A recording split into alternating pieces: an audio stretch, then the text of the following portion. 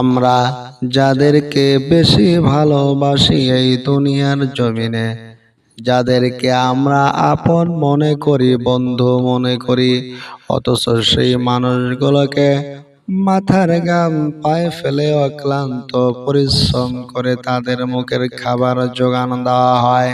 কিন্তু আপনি যখন কঠিন থেকে কঠিন রোগে আক্রান্ত হয়ে যান, সে সময় যাদেরকে আপনি মাথার ঘাম পায়ে ফেলে অক্লান্ত পরিশ্রম করে রোজগার করে খাবার মুখে তুলে দিয়েছেন, সেই মানুষগুলাই কিন্তু একটা সময় আপনার কাছ থেকে সরে যাবে, কারণ আপনি কিন্তু কঠিন রোগে আক্রান্ত। এখন আগের মতো আপনি হাঁটতে পারেন না, চলতে পারেন না, কাজকর্ম করতে পারেন না, টাকা পয়সা রোজগার করতে পারেন না, যার কারণে এখন সেই আপন মানুষগুলো আপনাকে আর দেখতে পারে না। এটাই 100% চিরন্তন সত্য কথা। আপনার শক্তি সামর্থ্য যতদিন থাকবে ততদিন আপনার বন্ধু বান্ধব থাকবে।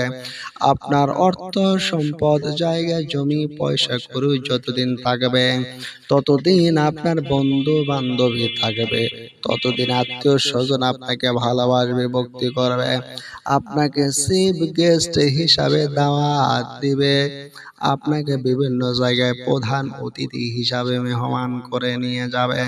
কিন্তু যখন আপনার মাথায় তোল থাকবে না, তার মানে হলো অর্থ কড়ি থাকবে না, শরীরের শক্তি থাকবে না, সেই সময় এই মানুষগুলো কিন্তু আর আপনাকে কোনো জায়গায় চিফ গেস্ট হিসাবে গ্রহণ করে নেবে না।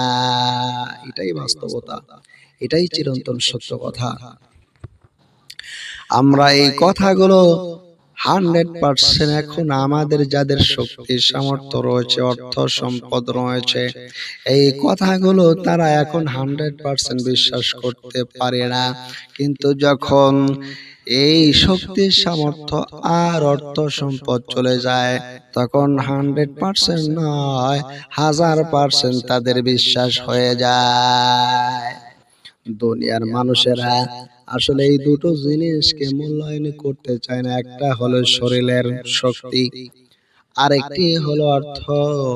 আমাদের অর্থ অপচয় করা যাবে না, নষ্ট করা যাবে না।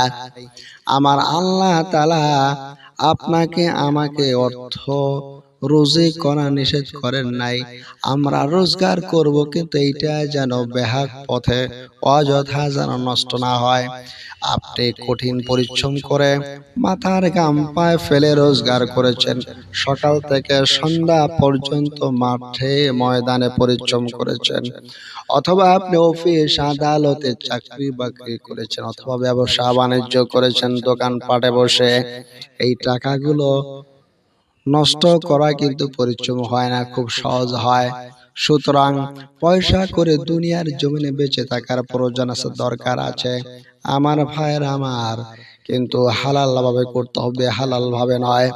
আমরা যদি হালাল ভাবে যদি দুটি টাকাও রোজগার করতে পারি, আমার আল্লাহ তাআলা ওই দুটি টাকার মধ্যে বরকত দান করবেন। আর যদি আমরা যদি হাজার হাজার টাকা রোজগার করি, কিন্তু যদি হালাল না হয়, হারাম হয়, তাহলে কিন্তু ওই টাকার মধ্য দিয়ে আমার আপনার কোনো বরকত হবে না। শুধু তাই নয়, বরকত এটাই শেষ নয়, আমি আপনি যে টুডে টুমুর আজ না হয় কাল মাস্ট বেড়াই, দুনিয়ার জমিন ছেড়ে চলে যাব পরপারে। আমার আপনার শরীরে যদি হারাম টাকা অর্জিত সেই টাকা দিয়ে যদি আমরা খাদ্য ক্রয় করে যদি গ্রহণ করে থাকি, তাহলে সেই খাদ্য থেকে আপনার আমার যদি রক্ত মাংস হয়, তাহলে ওই শরীরটা নবীজি তার পাক জবানে ঘোষণা করেছে, ওই শরীরটা আল্লাহর জান্নাতে প্রবেশ করবে না। কবি বলেন, চোষে ক্যামরা পাকে দারি আজ হারাম, মর্দে ইমা দারে বাসি ওয়াসালাম। হারাম ভক্ষণকারী শরীর আল্লাহর জান্নাতে প্রবেশ করবে না। নবীজি তার পাক জবানে তিনি নিজেও ঘোষণা করেছেন, লা ইয়াদখুলুল জান্নাতা জাসাদুন গুযিয়া বিল হারাম। হারাম ভক্ষণকারী শরীর আল্লাহর জান্নাতে প্রবেশ করবে না। নাউজুবিল্লাহ। এজন্য ভাইয়েরা আমার, হারাম আমরা যত টাকাই পাই না কেন সেই টাকাগুলো আমরা গ্রহণ করব না। হালাল যদি একটি টাকা হয় ওই একটি টাকায় আমরা গ্রহণ করব। আল্লাহর পয়গম্বর মুসা কালিমুল্লাহ মুসা আলাইহিস সালাম, তাহার নিকটে একদিন জিবরাইল ফেরেশতা চলে আসলেন। বললেন, ওগো আল্লাহর পয়গম্বর মুসা নবী, আপনার জন্য অনেকগুলো টাকা এসেছে, আপনি কি টাকাগুলো গ্রহণ করবেন? মুসা নবী বললেন, এই টাকাগুলো কি বরকত রয়েছে? জিবরাইল ফেরেশতা বললেন, না, এই টাকার মধ্যে কোনো বরকত নেই। আল্লাহর পয়গম্বর মুসা নবী এবার বললেন, ওগো জিবরাইল ফেরেশতা, যেই টাকার মধ্যে বরকত নেই সেই টাকাগুলো আমি গ্রহণ করব না। এবার জিবরাইল ফেরেশতা বললেন, ওগো আল্লাহর পয়গম্বর মুসা নবী, আপনার জন্য একটি টাকা বরাদ্দ হয়েছে, আপনি কি নেবেন? আল্লাহর পয়গম্বর মুসা নবী বললেন, ওই একটি টাকার মধ্যে কি বরকত রয়েছে?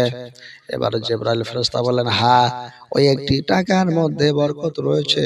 মুসা নবী বললেন, আমি সেই একটি বরকতি টাকা গ্রহণ করে নিলাম। আমার ভাইয়ের আমার, বরকত যদি হয় আল্লাহ তাআলা আপনার সীমিত রোজগারের মধ্যে বরকত দিলে, তাহলে ওই টাকা দিয়ে আপনার সংসার চলবে, পরিবার পরিজন চলবে, আপনার কোনো টেনশন হবে না।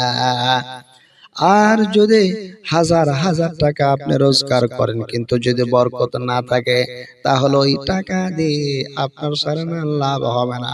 এহ জগতে অশান্তি, এ পর জগতের জন্য অশান্তির কারণ হয়ে দাঁড়াবে।